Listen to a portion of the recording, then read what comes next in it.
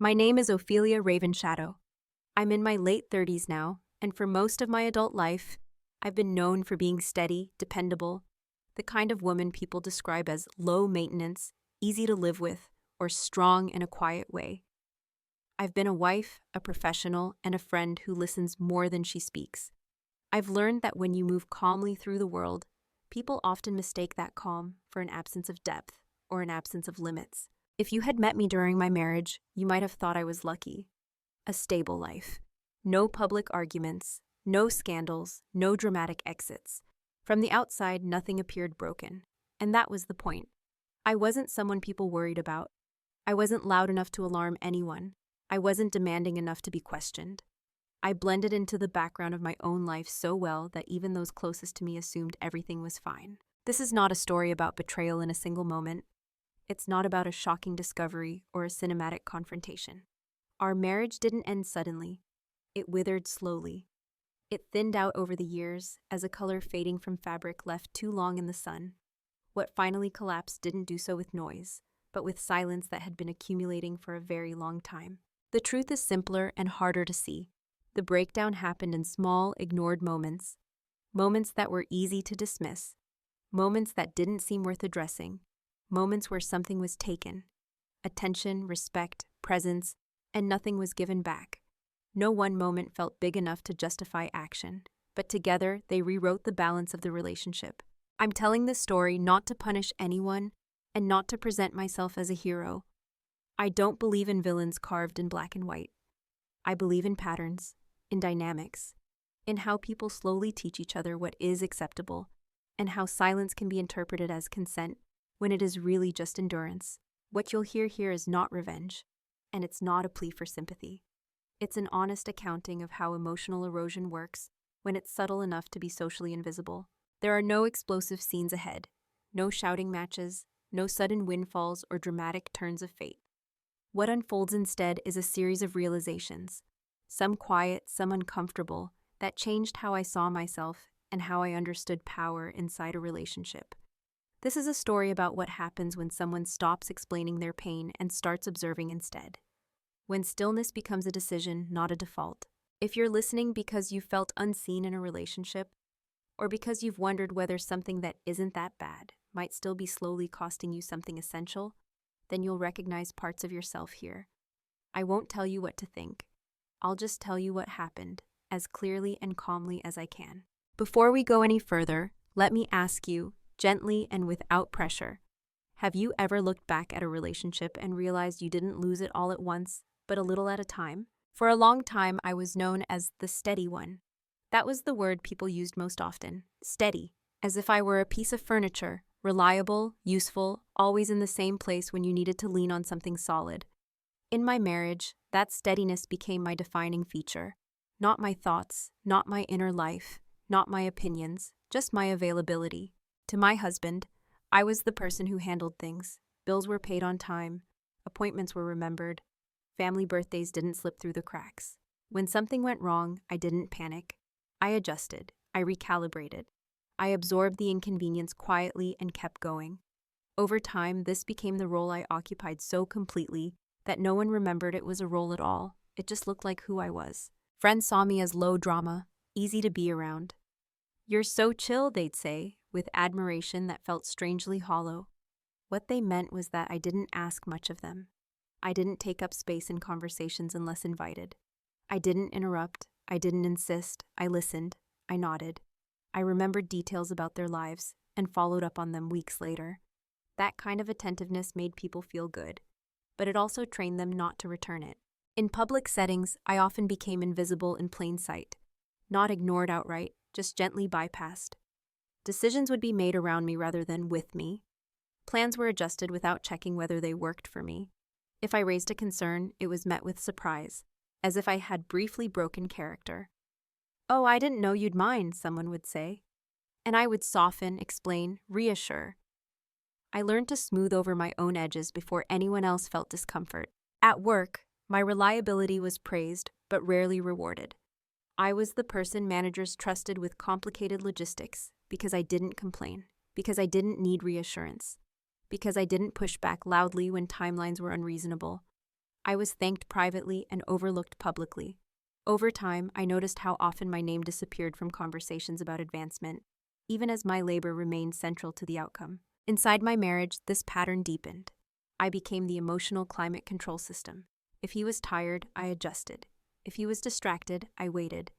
If he forgot something important to me, I told myself it wasn't intentional. I learned to preemptively lower my expectations so I wouldn't feel disappointed. I translated my needs into something smaller, more manageable, easier to ignore. What's difficult to explain is that none of this felt abusive. There were no insults, no raised voices, no explicit declarations that my needs didn't matter. Instead, there was a quiet assumption that I would adapt. And because I usually did, the assumption went unchallenged. Invisibility doesn't announce itself. It settles in gradually, like dust. I don't tell you this with self-pity. I participated in this dynamic. I taught people how to treat me by what I tolerated, by what I explained away, by what I handled alone. I believed that being understanding was the same as being strong. I believed that patience would eventually be noticed and reciprocated. I believed that if something truly mattered, it would be obvious without my having to say it out loud. Looking back, I can see how neatly I fit into the lives around me. I was useful, I was safe, I was undemanding, and because I didn't cause friction, no one stopped to ask whether I was slowly erasing myself to maintain that harmony. At the time, I didn't have language for this. I just knew that something felt faintly off, like a low-grade ache you learn to live with. I told myself that this was what adulthood looked like: compromise, maturity, endurance. I didn't yet understand that endurance, when it's one-sided, becomes a form of disappearance. I can still point to the moment when something shifted, even though at the time I didn't name it as damage. It wasn't dramatic enough to earn that word.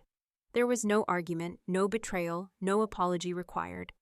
That's why it stayed with me, because everyone else forgot it almost immediately, and I didn't. It happened on an ordinary evening. One of those midweek nights where nothing special is supposed to occur. We had plans to have dinner together, just the two of us, at home. I remember because I had left work a little earlier than usual, rearranged a meeting, and stopped by the market to pick up ingredients he liked. Not as a grand gesture, just as a quiet signal that I was present, that I was choosing us in small ways. When I got home, he wasn't there yet. That wasn't unusual. He often ran late. I started cooking anyway, moving at an unhurried pace, letting the routine calm me. By the time he walked in, the food was almost ready. He kissed my cheek absently, dropped his bag by the door, and went straight to the living room. His phone was already in his hand. I told him dinner would be ready in a few minutes. He nodded without looking up. We sat down to eat, and that's when it happened. Halfway through the meal, his phone buzzed. He glanced at it, smiled, and then stood up.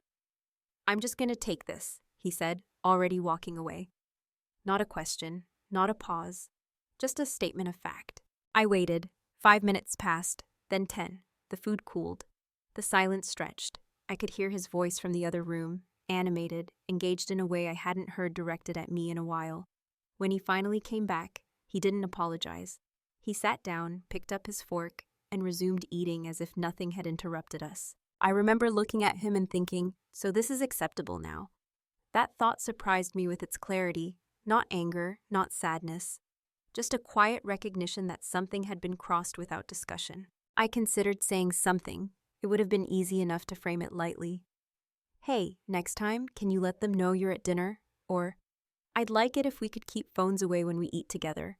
Reasonable requests, normal boundaries. But as the words formed in my mind, I felt an equally familiar resistance rise to meet them.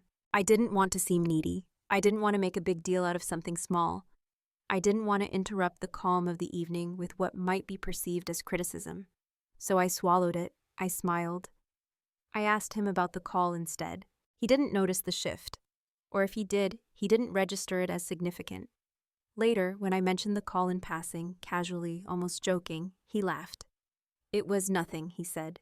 "You know how work is." And that was that. The moment was closed, filed away as insignificant, except it wasn't anything to me, not because of the call itself, but because of what it revealed.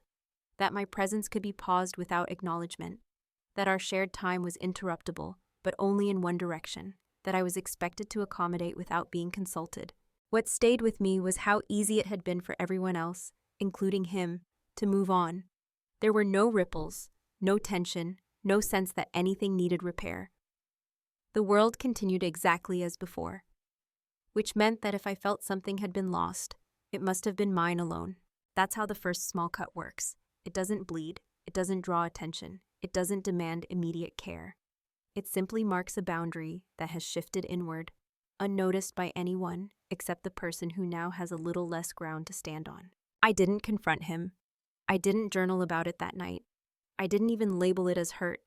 I just remembered it, filed it away quietly, and without realizing it, I began to pay closer attention, not to catch him doing something wrong, but to understand how easily my presence could be set aside. At the time, I told myself it was maturity, that this was what compromise looked like. Those relationships were built on flexibility, not rigid expectations. I didn't yet see that flexibility, when it always bends in the same direction, eventually becomes a fracture. After that first moment, nothing changed on the surface. That's the part that makes these stories difficult to tell. There was no downward spiral you could chart on a calendar. No single incident that would make a friend lean back in their chair and say, "That's not okay." Life continued in its familiar rhythm, and because of that, it became easy to convince myself that what I had noticed didn't require action. The interruptions continued, but they were small. A phone is checked during conversations, plans adjusted without discussion, decisions made while I was technically present but functionally absent. Each time I felt the same brief tightening in my chest, a recognition followed by a calculation. Is this worth addressing? And each time I answered myself the same way. Not this one. It's not that serious. I became very good at rationalizing. He's stressed. He didn't mean it that way. I'm more flexible than most people. I don't want to be difficult. These explanations felt generous, mature even. They allowed me to maintain the image of the relationship as fundamentally healthy, with only minor, understandable flaws. They also allowed the pattern to continue uninterrupted. What I didn't realize was how much energy it took to keep explaining things away. Every small dismissal required a quiet internal adjustment, a lowering of expectations, a softening of needs before they could harden into requests. I told myself I was choosing peace, but the peace was fragile, dependent on my constant self-editing. Friends reinforced this without meaning to. When I hinted at feeling overlooked, the response was usually well-intentioned minimization. He's a good guy. No relationship is perfect. You're strong, you can handle it. Their words confirmed what I was already telling myself, that endurance was a virtue and discomfort was something to manage privately. Even I began to forget what I had once expected from a partnership. I stopped anticipating certain gestures because it hurt less not to hope for them. I stopped initiating conversations about emotional needs because they rarely went anywhere productive, not because he was cruel or dismissive in obvious ways, but because he didn't see urgency where I felt erosion. The most dangerous part of this phase was how normal it all became. I adapted so smoothly that there was no friction to signal a problem. When something bothered me, I addressed it internally instead of externally. I reframed. I justified. I moved on. And because I moved on so efficiently, there was never a consequence to prompt reflection on his part. I remember one evening when he canceled plans we had made weeks in advance because something came up. He told me casually, already half engaged in the alternative. I nodded, said it was fine, and meant it in the moment. But later, lying awake in bed, I realized I had been saying it's fine for a very long time, without checking whether it actually was. That realization didn't lead to confrontation. It led to accommodation. I began scheduling my own life in ways that required less negotiation. I filled my time with work, with routines, with solitary activities that didn't depend on his availability. On the surface, this looked like independence. In reality, it was a way to reduce the frequency of disappointment. Disrespect, when it's subtle, doesn't feel like an attack. It feels like background noise, easy to ignore, easy to normalize, especially when you've built an identity around being reasonable, understanding, and low drama. I didn't want to become someone who kept score. I didn't want to monitor behavior or demand change. I believed that if I just stayed patient, the imbalance would correct itself. Instead, the imbalance deepened, because every time I absorbed a dismissal without comment, I reinforced the idea that my presence was optional, not unimportant, just flexible. adjustable, secondary. Looking back, I can see how carefully I protected everyone else's comfort, how I prioritized the smooth functioning of the relationship over the integrity of my own experience. At the time, it felt like love. It felt like commitment. It felt like being an adult who understood that life was complicated and people were imperfect. What I didn't yet understand was that respect doesn't erode in dramatic collapses. It erodes through repetition, through patterns that go unchallenged because they're inconvenient to name, through silence that slowly teaches others how little they need to consider you. By the time I noticed how tired I was, not physically, but emotionally, the behavior that caused that fatigue had already been normalized. Not just by him, but by me. And once something becomes normal, it takes much longer to recognize it as harmful. There came a point when I stopped asking myself why certain things kept happening and started noticing how I was being positioned in the story of our lives. Not intentionally, not maliciously, but consistently. I had been assigned a role, and I had been performing it so well that no one questioned whether it was fair. I was the reliable one, the emotional stabilizer, the person who could be counted on not to complicate things. When plans changed, I adapted. When emotions ran high, I stayed even.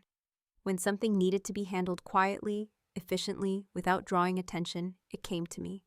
Over time, this became less a compliment and more an expectation. In conversations, my input was often treated as optional, not dismissed outright, just deferred. Decisions would be made with the assumption that I would be okay with them.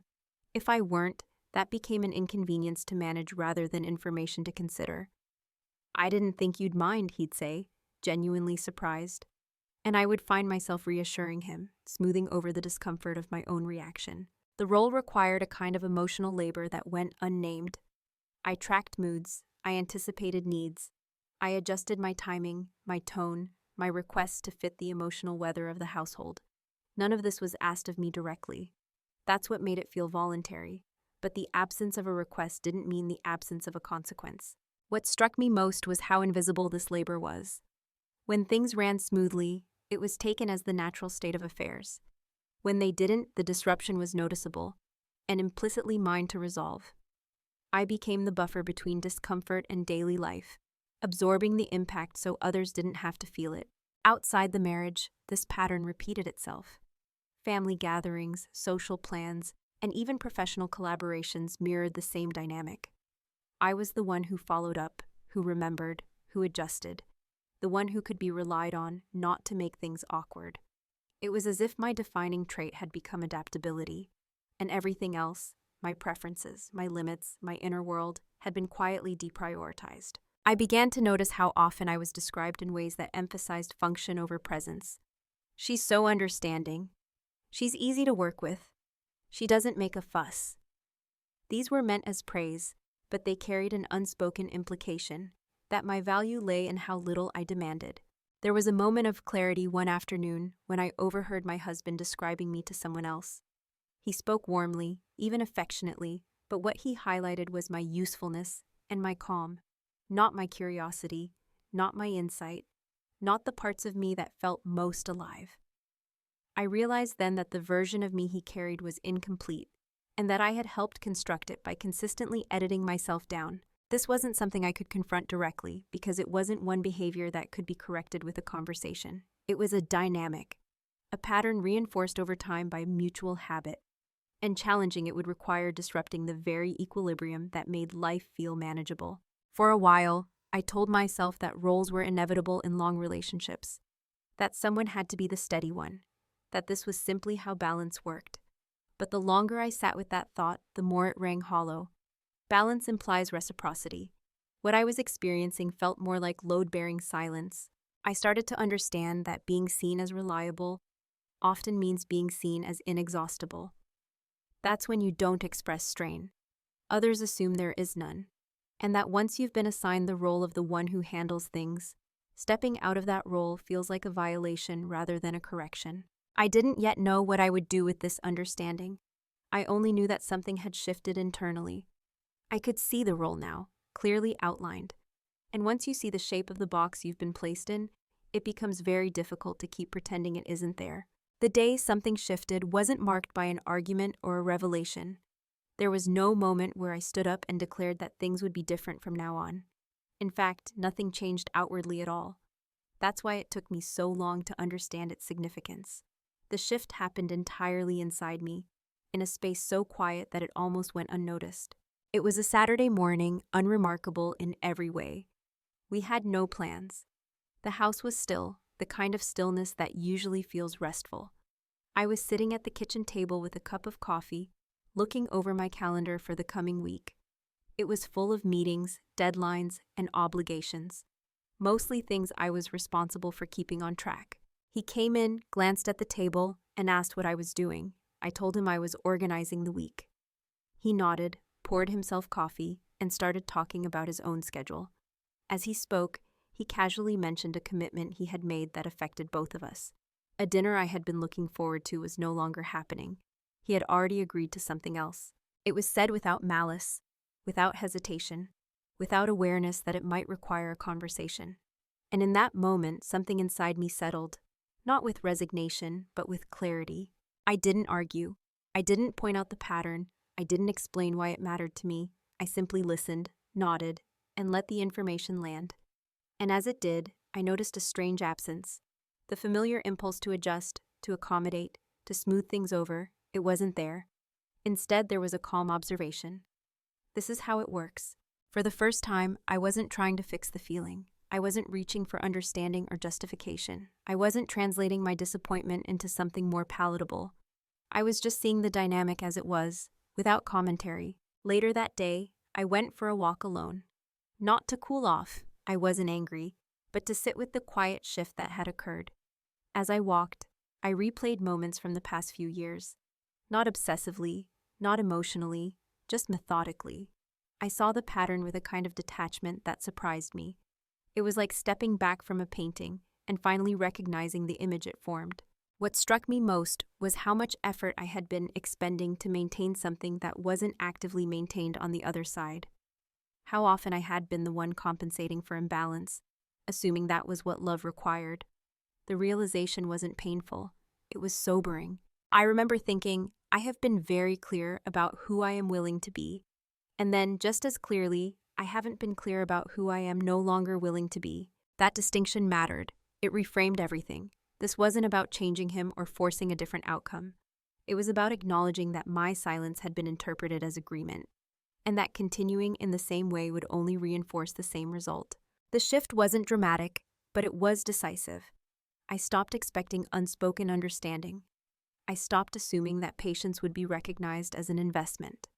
I stopped confusing endurance with strength. None of this required a conversation yet. It required something more foundational: internal alignment.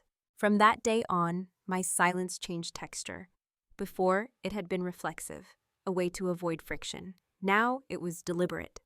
I began to listen differently, to notice not just what was said, but what was assumed, to pay attention to how often my needs were treated as adjustable variables. I didn't withdraw. I didn't become cold or distant. On the surface, I was the same, calm, reasonable, engaged. But underneath, I was no longer negotiating my worth in real time. I was observing, gathering information, and allowing the pattern to reveal itself fully. That morning didn't end my marriage. It didn't even signal the beginning of the end in any obvious way. But it did mark the moment when I stopped trying to earn consideration and started recognizing when it was absent. And once you see that clearly, you can't unsee it. After that morning, my silence stopped being automatic. It became intentional. That distinction changed everything, even though no one around me noticed it at first. To them, I was the same calm presence I had always been. To me, I was no longer disappearing out of habit. I was choosing when and when not to speak. What surprised me was how quickly that choice altered my internal landscape. I no longer rushed to fill gaps in conversation. I no longer preemptively softened my reactions to protect someone else from discomfort. When something didn't sit right, I didn't immediately translate it into something more acceptable. I let it remain unresolved inside me, not as resentment, but as data. This wasn't punishment. It wasn't a test. It was an observation. I began to notice how often my previous silence had been doing emotional work on behalf of others. When I stopped doing that work, even subtly, small tensions surfaced. Not arguments, just moments of uncertainty. Pauses where someone expected me to smooth things over, and I didn't. Looks of mild confusion when I didn't immediately reassure or adjust. My husband, in particular, seemed unsettled by this shift. Though he couldn't have named why, I was still kind, still engaged, still present, but I no longer anticipated his needs with the same immediacy. I didn't jump in to resolve minor inconveniences. I didn't absorb his stress as if it were my responsibility. I let him experience the natural weight of his own decisions. He mistook this for fatigue at first, then for distraction. At one point, he asked if everything was okay. I said yes, because in a way, it was. I wasn't lying. I was simply no longer offering explanations that would make him comfortable without changing anything. What became clear was how accustomed everyone was to my emotional availability. When that availability became selective, it was noticed, not as absence, but as a disruption of expectation. And yet, no one asked what had changed in me. They only noticed that something they relied on was no longer as readily accessible. Silence, when chosen, has a different quality. It isn't empty, it's attentive. I listened more than ever during this time. I paid attention to patterns, to reactions, to the assumptions people made when they believed I would always adapt. I watched how quickly my lack of immediate response created space that others had to decide how to fill. Most people filled it with their own priorities. That was the point where clarity deepened. I saw without bitterness how little effort was required to maintain the dynamic we had been living in. It persisted not because it was mutually sustaining, but because I had been carrying the invisible load.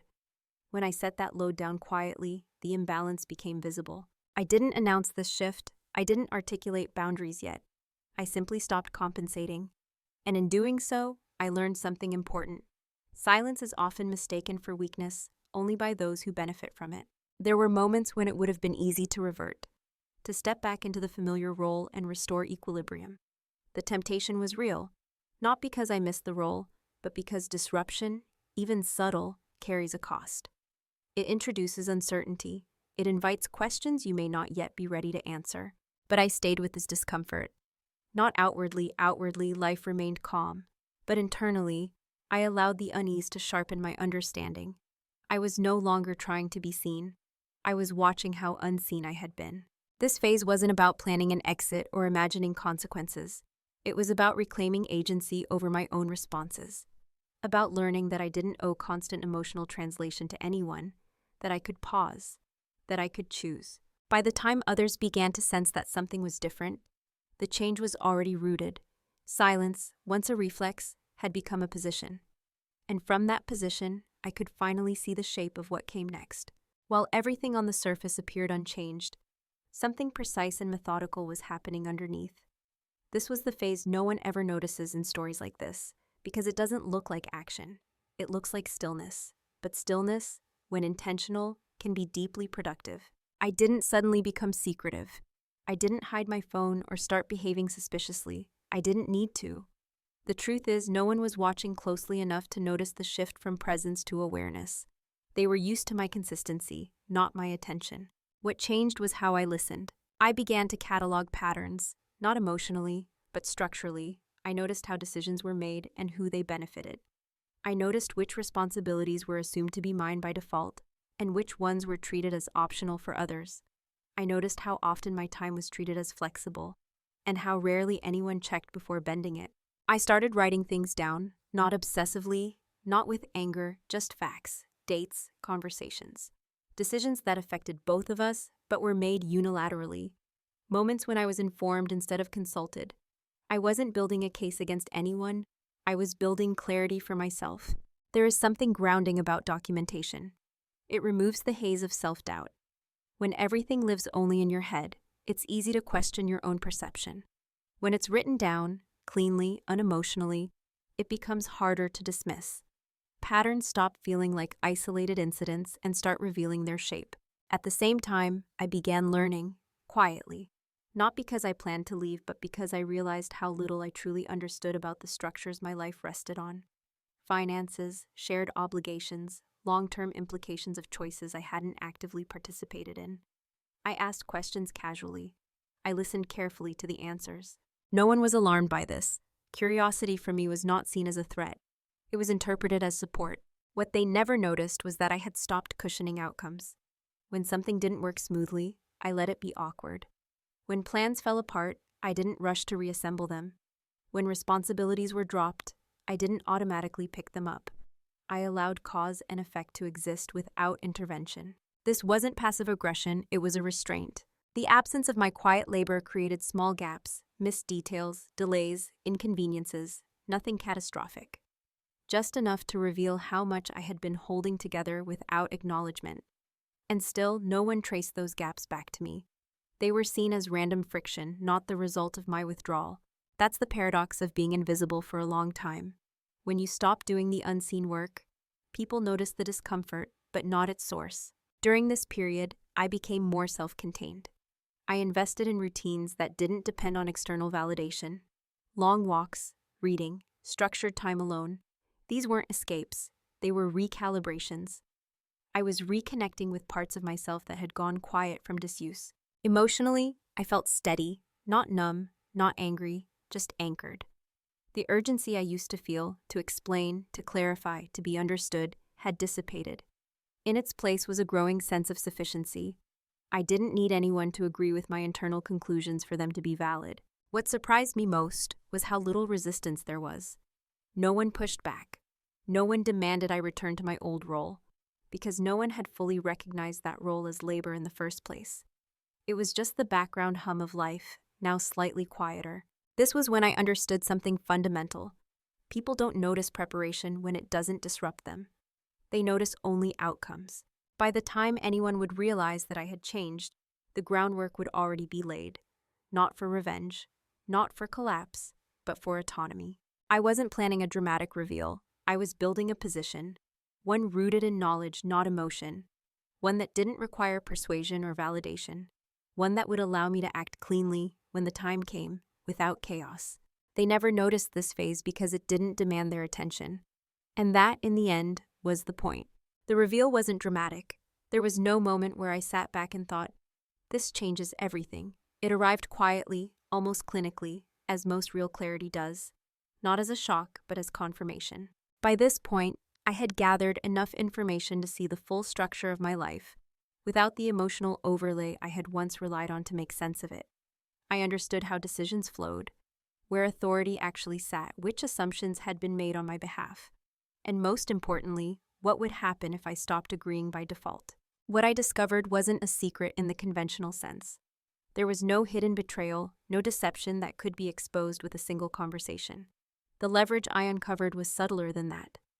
It lived in asymmetry. I realized how much of our shared life depended on my participation in ways that had never been formally acknowledged. Financial coordination, social continuity, emotional regulation, administrative order. I wasn't just contributing, I was stabilizing. And that stability was quietly propping up choices I hadn't truly consented to. Seeing that clearly was sobering, not empowering in a triumphant way, just clarifying. There's a particular kind of calm that comes when you stop wondering whether you're overreacting. When the question shifts from, am I imagining this? To now that I understand this, what am I willing to continue? That was the calm I felt. I didn't celebrate this realization. I didn't share it with anyone. It wasn't something that needed witnesses. It was private, internal, and irreversible. Once you understand where your real influence lies, you can't unknow it. And you can't pretend it doesn't matter. What struck me was how unnecessary confrontation suddenly felt. I didn't need anyone to admit anything. I didn't need apologies or explanations. The clarity itself was sufficient. It told me exactly how much room I had to move, and how carefully I would need to do so if I wanted to remain aligned with my own values. I revisited my notes during this time, not to add more, but to read them as a whole. The timeline made sense now. The pattern wasn't personal in the way I had once thought. It wasn't about me being unlovable or unworthy of consideration. It was about convenience, about systems that persist because they work, for one side. That understanding stripped away any lingering resentment. Resentment requires a belief that someone owes you recognition. I no longer needed that. I had moved past the need to be seen correctly by someone who benefited from seeing me incompletely. Instead, I felt responsibility, not for fixing the dynamic, but for choosing my response to it with integrity. I didn't want to cause unnecessary harm. I didn't want to scorch the ground on my way out of a role that no longer fit. I wanted my actions to be clean, proportionate, grounded. The private reveal wasn't about gaining power over someone else. It was about reclaiming power over my own participation, about recognizing that I could disengage from certain assumptions without announcing it as rebellion, that I could opt out quietly, precisely, and on my own terms. I began to think less about what should happen and more about what was inevitable if nothing changed. That framing mattered. It removed urgency and replaced it with inevitability. I wasn't rushing toward an outcome. I was simply no longer delaying one. This was also when I made a decision I didn't articulate out loud. Whatever I chose next would be irreversible, not because I wanted finality, but because I didn't want to live in negotiation with myself anymore. I was done with internal bargaining. The clarity didn't make me cold. It made me still. And in that stillness, the path forward became narrow but unmistakable. I haven't moved yet. I didn't need to. Understanding had done its work. Action would come later, and when it did, it wouldn't need justification. The decision point didn't arrive as a sudden crossroads. There was no single night when I lay awake, heart racing, weighing my options in dramatic silence. It came more like a narrowing, a gradual closing of doors I realized I no longer wanted to walk through again. By the time I reached this point, I already knew what could be done. I had mapped out multiple futures in my mind, each one plausible, each one requiring a different version of me. I could speak up, carefully, constructively, and attempt to renegotiate the dynamic. I could ask for counseling, for structured conversations, for a recalibration of roles that had drifted out of balance. I could continue as I was, now armed with awareness, managing my expectations and protecting my inner life, while maintaining the outer form of the marriage. Each option had its logic. Each had its costs. What none of them offered was restoration. That was the realization that settled the matter. I wasn't choosing between happiness and unhappiness.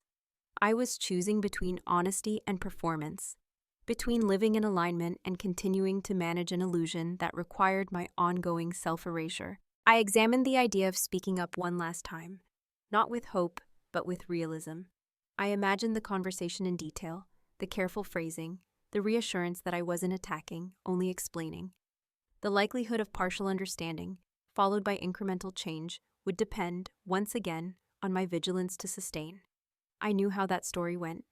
I had lived versions of it before. I wasn't afraid of conflict. I was tired of asymmetry. The option of staying, quietly disengaged, but outwardly present, felt tempting in its familiarity.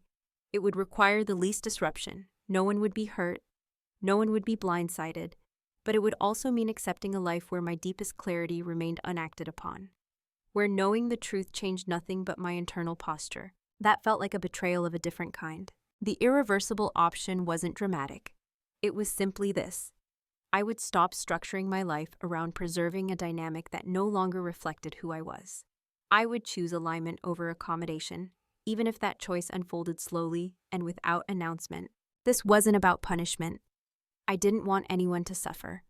I wanted to be done negotiating my own boundaries internally while presenting calm externally. I wanted congruence. Once I named that, the decision became strangely quiet. Not heavy, not fearful, just firm. I remember noticing how little urgency I felt after that. Decisions made in panic demand speed. Decisions made from clarity allow patience.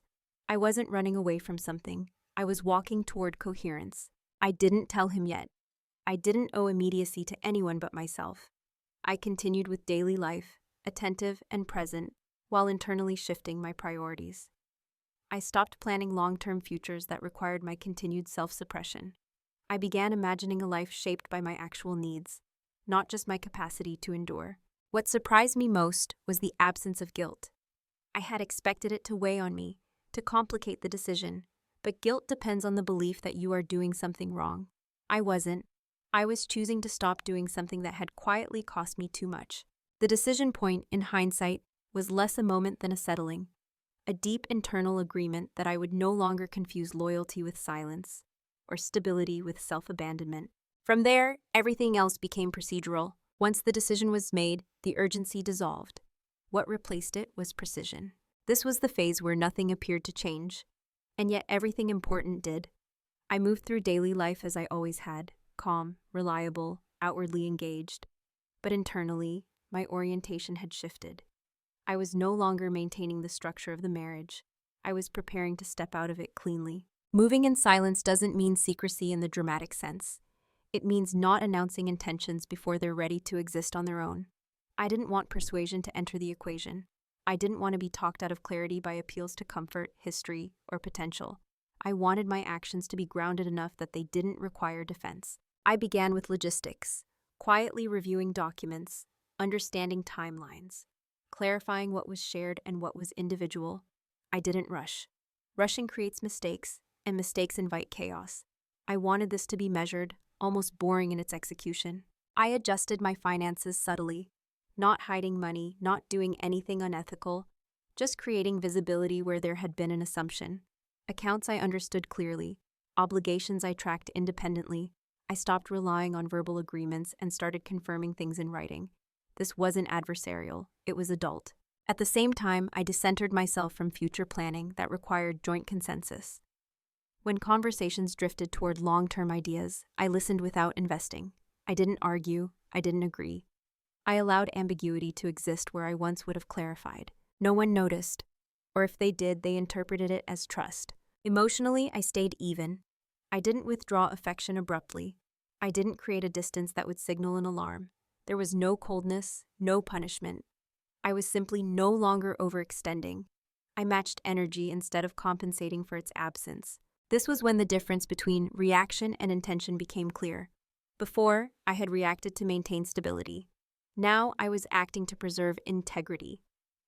The two can look identical from the outside, but they feel very different on the inside. There were moments of temptation to explain, to soften what was coming by hinting at it early, but I resisted. Not out of cruelty, but out of respect for the process. I wanted the eventual conversation to be grounded in reality, not speculation. I wanted to speak from a place where my footing was solid. Moving in silence also gave me space to grieve privately. Not the loss of the relationship as it was, but the version of it I had once believed in.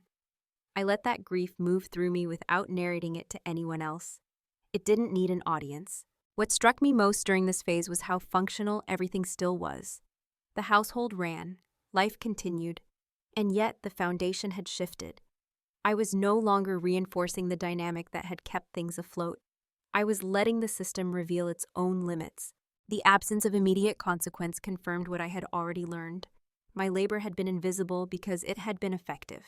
Removing it didn't cause collapse. It caused delay. The effects would come later, and they would be confusing to those who hadn't seen the preparation. I didn't feel powerful during this time. I felt calm. Power implies dominance over someone else. This was dominance over my own participation. By the time I was ready to speak, everything that needed to be in place already was. There would be no scrambling, no emotional bargaining, just facts, timing, and a decision that had already been lived internally. Silence had carried me this far, not as avoidance, but as alignment. And soon it would no longer be necessary. The consequences didn't arrive with impact. They arrived with confusion. At first, it showed up as an inconvenience. Small disruptions that felt disproportionate to their cause. Things that used to resolve themselves no longer did. Plans slipped. Details were missed. The smoothness people had come to expect from daily life began to falter, just slightly, like a machine that still runs but makes unfamiliar sounds. No one connected these shifts to me. Why would they? I hadn't announced a change. I hadn't withdrawn affection or cooperation in any obvious way. From the outside, I was still present, still reasonable, still engaged. What had changed was invisible. I was no longer absorbing friction on behalf of everyone else. My husband noticed the effects before he noticed the cause. He mentioned feeling overwhelmed more often. Things felt harder, he said, without being able to articulate why. He asked questions that had answers once provided automatically. He paused at decisions that used to move forward without resistance. There was an edge of disorientation in him that I recognized immediately, because I had lived with it for years. What was different now was that I didn't rush to resolve it. I listened, I acknowledged, and then I let the moment stand. I didn't translate his frustration into solutions. I didn't step in to rebalance what had tilted. I allowed the discomfort to exist long enough for it to be felt. That was when the first quiet realization occurred, not in him, but in the space between us. Something was missing, and neither of us named it. The consequences spread outward slowly. Social plans required more effort. Emotional regulation became more visible. The unspoken assumption that things would just work out began to fail in small but noticeable ways. People adapted, but with effort, and effort draws attention. Still, no one asked me directly what had changed. Instead, there were subtle attempts to restore the old dynamic. Increased reliance, requests framed as appreciation, casual reminders of how good we were together. None of it was manipulative. It was instinctive. Systems try to return to equilibrium. What struck me most was how quickly the burden I had been carrying became apparent only after I set it down. Not as gratitude, but as absence. People noticed the loss of ease before they noticed the labor that had created it. My husband became more attentive, not in the way I had once hoped for, but in a searching way. He sensed that something fundamental was off, but he didn't yet understand its shape. He tried to reconnect through familiarity, through shared routines, through gestures that assumed the foundation was still intact. I didn't reject these attempts. I received them calmly, without urgency or expectation. They were no longer currency to me, they were information. This phase was difficult in a quiet way, not because I doubted my decision, but because I could see the confusion it caused. Confusion is uncomfortable to witness, especially when you know you are its source. But I reminded myself of something important. I wasn't causing harm. I was allowing reality to assert itself without interference. The consequences were not punishment. They were the natural result of a system adjusting to the absence of an unacknowledged stabilizer. I also noticed how quickly the narrative began to shift externally. Questions framed around what was wrong rather than what had changed. Subtle concern, mild anxiety, the expectation that something needed fixing, and that I might be the one to fix it. For the first time, I didn't step forward. That restraint clarified everything. It showed me how deeply I had been positioned as the resolver, the emotional custodian. And it confirmed that stepping out of that role was necessary, not vindictive. The consequences continued quietly, gathering weight. And still, nothing had been said out loud. The space between us was filling with something new, not anger, not hostility, but recognition, slowly forming. By the time words would finally be spoken, the reality they described would already be undeniable. By the time the panic surfaced, the structure had already shifted beyond repair. That's the part people misunderstand. They assume awareness comes first, then consequence. In reality, consequence arrives quietly, and awareness comes later, when there's nothing left to stabilize. The first signs were subtle. Questions were asked with a new urgency, attempts to revisit conversations that had never been fully had, a tone that suggested concern, not accusation. My husband began to sense that something essential was slipping, though he couldn't yet articulate what it was or when it had begun. He asked if I was happy. It wasn't the first time the question had come up, but it was the first time it carried weight. Not curiosity, alarm. I answered honestly, but not expansively. I said I was clear. That answer unsettled him more than any complaint would have. Clarity is harder to negotiate with than dissatisfaction. What followed were efforts to restore what he believed we had lost. He suggested more time together, proposed changes, even acknowledged in general terms that maybe he hadn't always been as present as he should have been. These were not empty gestures. They were sincere, and that sincerity mattered. But sincerity alone cannot rewind time. What he was responding to was not the original erosion. It was the absence of my compensating for it. He was reacting to the consequences of imbalance, not to the imbalance itself. And that distinction was everything. I listened to him carefully during this period, not defensively, not with bitterness. I heard the regret in his voice, the confusion, the genuine desire to fix something he had only just realized was broken. And I understood, with a calm certainty, that this was no longer a conversation about improvement. It was a conversation about timing. The changes he was offering now required a version of me that no longer existed. They assumed I was still waiting to be convinced, still hoping for recognition, still negotiating my own boundaries internally. I wasn't. I had already crossed the threshold where effort could feel restorative rather than corrective. That's what makes it too late, not the absence of love or care, but the exhaustion of possibility. I didn't say all of this out loud. I didn't need to. I simply didn't re-engage in the dynamic. I acknowledged his words.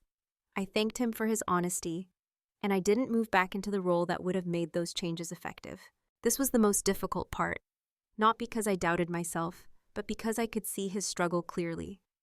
It's hard to watch someone realize the cost of assumptions they didn't know they were making.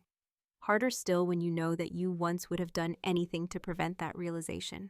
But preventing it had cost me too much. There is a particular kind of grief that comes when you realize that something could have been saved, just not at the moment it's being addressed. When the window closed quietly, years ago, and no one noticed until the room grew cold. I didn't feel vindicated. I felt steady. Sad but steady. This wasn't about winning or losing. It was about accepting that repair requires timely participation from both sides, and that delayed awareness can't substitute for sustained presence. He asked, at one point, what he could do now. It was an honest question, and I answered just as honestly. I told him I wasn't asking for change anymore. I was acknowledging that the relationship had already taught us what it was capable of becoming. That answer didn't land well. It wasn't meant to. The panic intensified briefly after that. Attempts to renegotiate, to reframe, to revisit old memories as proof of resilience. I didn't dismiss those memories. I honored them. But memory is not momentum, and nostalgia cannot replace alignment. By the time the panic gave way to silence, the truth was clear to both of us, even if it hadn't been fully spoken yet. The work required to fix things had arrived after the foundation had already shifted. It wasn't that no one tried. It was that the trying came too late. When the confrontation finally happened, it was almost disappointingly calm. No raised voices, no dramatic ultimatums, no emotional overflow that could be pointed to later as evidence of irrationality. Just two people sitting across from each other, speaking carefully, aware that something irreversible was being named. I chose the timing deliberately, not in a strategic sense, but in a humane one. I waited until I could speak without needing anything from the conversation. No validation, no understanding, no agreement. Only clarity. I told him that I wasn't angry, that this wasn't about punishment or retribution. I explained that the relationship hadn't broken in a single moment, but through a pattern of small omissions that had accumulated over time. I didn't list grievances. I described dynamics. He listened quietly. That surprised me. Perhaps he had already sensed that defending himself would miss the point. When he did speak, it was to say that he hadn't realized how much I had been carrying, that he thought things were fine because I never seemed unhappy. I acknowledged that. I told him it made sense that he believed that. I had been very good at appearing fine. What I didn't do was argue about intent. Intent was no longer relevant. Impact was. I explained that by the time the imbalance became visible to him, it had already reshaped how I related to myself. That the clarity I had reached wasn't something I could reverse, even if circumstances changed. That I no longer wanted to live in a dynamic where my needs had to be discovered rather than respected. The conversation stayed grounded because I kept it grounded. I didn't speculate about the future. I didn't accuse him of malice. I spoke in complete sentences, without qualifiers. I didn't over-explain. That, more than anything, seemed to unsettle him. There was no emotion he could respond to, no tone he could mirror to shift the balance. Just facts, calmly presented. He asked if there was any way forward. It was a fair question. I told him the truth. I didn't see one that didn't require me to return to a version of myself I had outgrown. That answer wasn't cruel. It was precise. There was a long pause after that. Not tense, just heavy with understanding. I could see him processing, not just the words, but the finality behind them. Finality doesn't need volume. It announces itself through certainty. We discussed logistics briefly, practical matters. The conversation stayed respectful. That mattered to me. I wanted to leave without turning the end into a spectacle, without giving either of us a version of the story that required exaggeration to hold its shape. When it was over, I felt no rush of relief, just a quiet sense of completion. I had said what needed to be said in the way I needed to say it, without heat, without collapse, without surrendering my composure to make the moment feel real. Later, I would realize how rare that kind of confrontation is, how often endings are muddied by emotion that obscures the truth beneath it. This one was clear, clean, painful, yes, but honest. There were no winners in that room, but there was no confusion either, and that mattered. I am not the person I was when this story began. Not because I hardened, and not because I learned how to dominate others. What changed was quieter than that. I learned how to stay with myself. After the marriage ended, there was no dramatic reinvention, no symbolic haircut, no sudden relocation or public declaration of independence. My life didn't fracture, it rebalanced. The absence of constant internal negotiation created a stillness I had never experienced before. For the first time in years, my energy was no longer divided between living and managing how I was perceived while living. I noticed it in small ways. I spoke more directly without rehearsing my words first. How I paused instead of filling the silence. How I no longer softened truths to make them easier for others to accept. Not out of cruelty, but out of respect, for myself and for them. I didn't become louder, I became clearer. The role I had been assigned, reliable, adaptable, emotionally inexhaustible, fell away naturally once I stopped performing it. Some people struggled with that. A few relationships shifted or ended quietly, others deepened. The ones that remained were built on mutual presence rather than assumption. I also learned how to recognize respect not as intensity, but as consistency, as being consulted rather than informed, as having your time and attention treated as finite, not endlessly flexible. These things don't announce themselves dramatically. They show up in patterns, just as erosion does. There is no bitterness in me now. Bitterness requires a belief that something was stolen. I don't feel stolen from. I feel informed. The experience clarified my values in a way comfort never could have. It taught me that endurance is not a substitute for alignment, and that being easy to live with is not the same as being truly seen. I am still calm, still reflective, still capable of patience, but my patience is no longer automatic. It is chosen, and what is chosen can also be withdrawn. That is the quiet dominance people misunderstand. It isn't control over others, it's self-governance. The ability to remain composed while refusing to abandon yourself for the sake of harmony. I don't regret loving deeply, I don't regret trying. What I regret, if regret is the right word, is how long I confused silence with strength. How long I believed that if something mattered enough, it would be noticed without my having to name it. Now I name things early, gently, clearly, and I pay attention to how they're received. That attentiveness is not vigilance, it's discernment. My life is simpler now, not because it is smaller, but because it is less divided. I am no longer living in fragments, one version of myself inside, another outside. What you see is what you get. Calm but not accommodating at my own expense. If there is power in that, it comes from alignment, not opposition. There's a temptation at the end of stories like this to extract a lesson that sounds clean and decisive, to say something like always speak up or never settle. But life rarely responds well to slogans. What I've learned is quieter, and it took much longer to understand. The truth is, nothing in the story happened because someone was cruel or because love was absent. It happened because comfort can slowly replace curiosity, and because silence, when it's consistent, teaches people what they no longer need to pay attention to. Most harm isn't intentional, it's accumulative. If there is a moral here, it's not about leaving, it's about noticing earlier, noticing when your understanding is always required, but your experience is rarely explored. Noticing when you're praised for being easy, calm, or strong, but never asked what that strength costs you. Noticing when peace depends entirely on your ability to absorb discomfort quietly. Relationships don't fail only when something bad happens. Sometimes they fail because nothing changes. What ended my marriage wasn't a lack of love.